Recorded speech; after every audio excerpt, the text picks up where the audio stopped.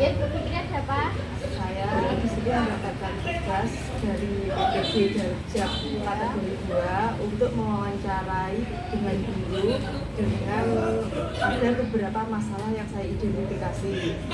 Nanti ada beberapa pertanyaan yang saya ajukan ke jenengan. Nanti mohon pendapatnya Ibu.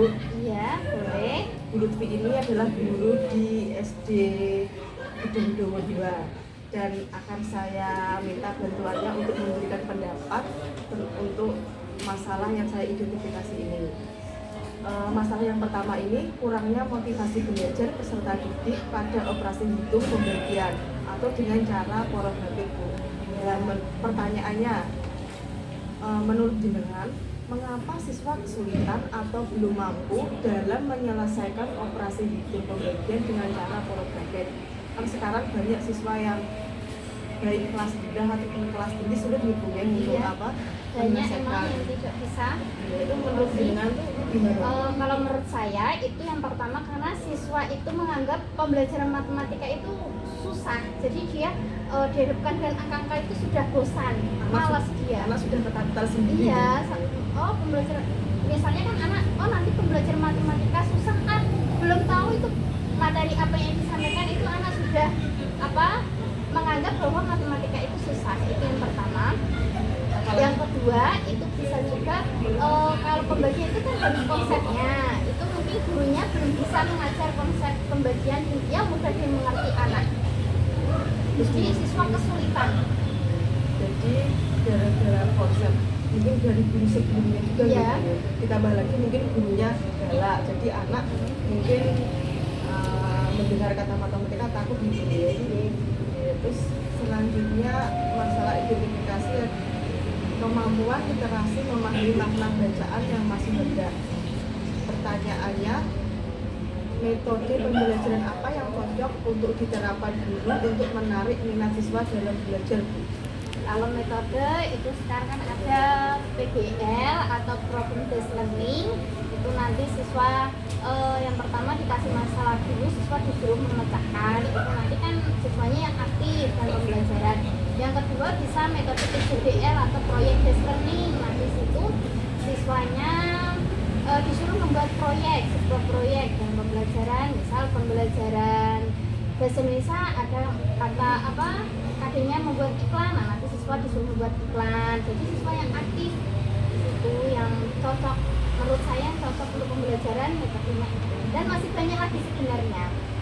Nanti bisa Bu Fitri cari-cari di Google macam-macam metode pembelajaran, nanti bisa dipelajari dulu yang cocok untuk diterapkan ke karakteristik siswanya apa, terus contoh pematerinya apa, nanti bisa dipilih.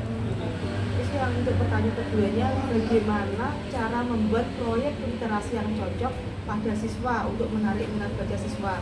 Kan tadi metodenya sudah dijelaskan. Terus kalau yang proyek-proyek literasi yang pendukungnya itu menurut Ibu apa?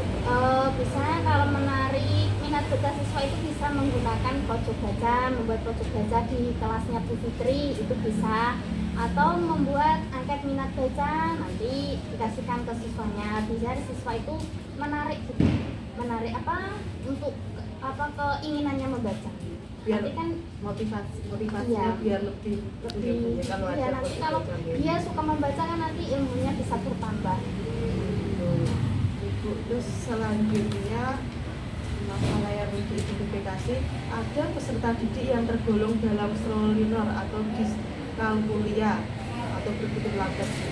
Nah yang mau saya tanyakan adalah bagaimana cara mengajar anak yang memiliki kesulitan belajar atau slow learner atau berpikir lambat? Kalau untuk anak yang berpikir lambat itu kita tidak bisa ngajarnya sama dengan temannya lainnya ya. Kan dia berpikirnya lambat, misal teman ini sudah bisa materi ini yang ini belum, itu kita tidak bisa menyamakan. Kita harus memberi jam khusus mengajarnya dan sesuai memberi materinya itu sesuai dengan kemampuan siswanya dulu. Jangan misal matematika misal sudah sampai perkalian dia belum bisa ya, kita memberi pelajaran tambahan, dia bisanya penjumlahan ya diajak penjumlahan dulu sampai dia benar-benar paham, nanti bisa lanjut ke perkalian misalnya.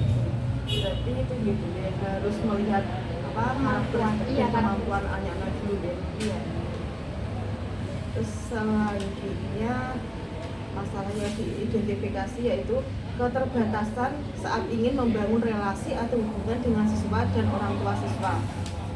Pertanyaannya, Bu, bagaimana cara Ibu untuk bisa lebih dekat atau akrab dengan orang tua atau wali murid siswa dan bisa melibatkan orang tua di setiap kegiatan pembelajaran?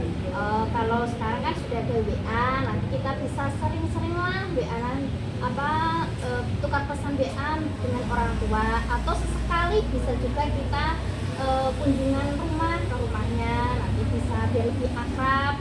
Kalau misal ada kegiatan ya dikasih surat undangan, bisa atau tidak menghadirinya, bukan menghadiri tadi apa ikut aktif ya. Ya nanti dari awal itu kita bertukar pesan ini di WA, setelah itu nanti kalau kita punya waktu kunjungan ke rumahnya itu bisa. Sama kalau ada rapat orang Kalau tua. ada rapat sering dilibatkan. Misalnya kalau ada orang tua yang nggak bisa, kita kan bisa kunjungan ke rumah, kenapa tidak bisa Ibu, kan bisa ditanya. Berarti gurunya juga harus aktif gitu ya? Iya harus aktif, karena kan orang tua sibuk bekerja, jadi dia agak cuek dengan kegiatan sekolahan. Ya, kemudian masalah yang identifikasi selanjutnya, guru belum maksimal mengimplementasikan berbagai model-model pembelajaran yang inovatif. Yang mau saya tanyakan adalah bagaimana Bu cara mengoptimalkan metode pembelajaran, media pembelajaran yang inovatif itu seperti apa? Kalau ingin mengoptimalkan ya kita harus sering membaca model-model pembelajaran dulu, ada apa saja sih model-model pembelajaran yang ada, terus bagaimana langkah-langkah pembelajarannya, itu kita yang pertama harus membaca. Yang kedua, kalau ada pelatihan kita bisa ikut pelatihan model pembelajaran biar pemahaman kita bertambah.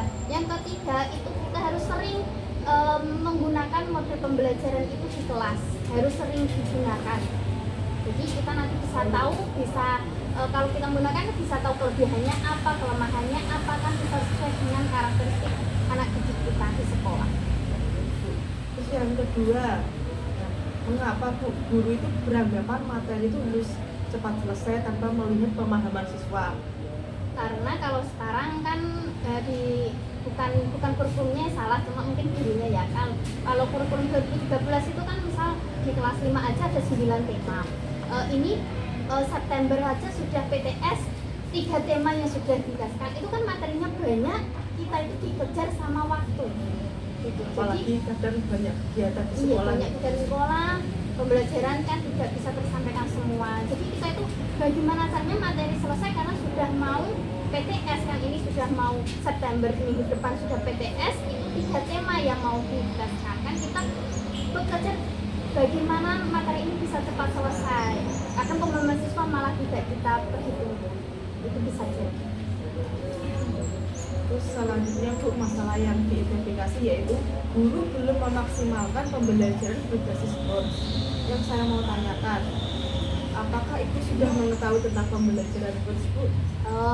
Kurang lebihnya sudah tahu. HOTS itu kan kepanjangan Higher Order Thinking Skill, yaitu melatih siswa untuk berpikir kritis pemikirannya. Terus kemudian apakah Ibu sudah menerapkan pembelajaran berbasis HOTS di kelas Ibu?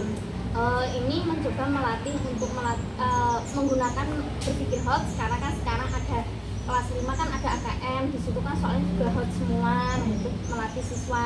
Kan kalau soal HOTS itu kan nggak mungkin misalnya menyebutkan materi yang sudah ada, tapi kan cara berpikirnya dia untuk menyelesaikan masalah itu apa. Kan kalau HOTS kan bisa diterapkan di dunia nyata. Misal kita kan sudah belajar, siswa dikasih masalah, bagaimana cara penyelesaiannya. Kalau sudah bisa di sekolah, kan nanti di dunia nyata kalau ada masalah dia bisa berpikir untuk menyelesaikan masalah itu. Terus yang identifikasi yang terakhir Bu, Iya. yaitu belum maksimalnya pemanfaatan teknologi dalam kegiatan pembelajaran. Yang mau saya tanyakan, apakah sudah memanfaatkan sarana atau fasilitas yang ada di sekolah seperti pembelajaran dengan LCD ataupun proyektor? Kalau saya sudah, cuma jarang. Kenapa jarang? Karena kan di sekolah SD seperti yang kita tahu kan di situ dananya minim, LCD-nya kadang hanya punya 1 atau 2. Keterbatasan sarana prasarana. Iya, kadang ada yang rusak. Mungkin ada guru lain yang tidak menggunakan LCD itu karena dia belum bisa. Kadang guru yang sepuh-sepuh itu kan tidak menggunakan LCD karena dia takut untuk menggunakan bagaimana caranya. Nanti kalau menggunakan takut rusak, ada yang begitu. Nanti Bu Fitri bisa di sekolah untuk guru yang tua yang belum bisa nanti diajak belajar bersama. Ini loh cara menggunakan LCD. Ini bisa seperti itu.